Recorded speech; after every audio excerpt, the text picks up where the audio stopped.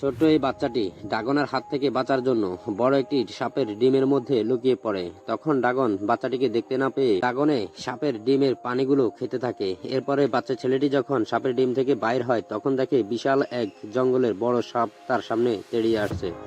আর যখন ছেলেটি এখানে ভয়ে কাতর হয়ে যায় তখন ছেলেটি কিছু না ভেবেই এখান থেকে দৌড়ে পালাতে থাকে।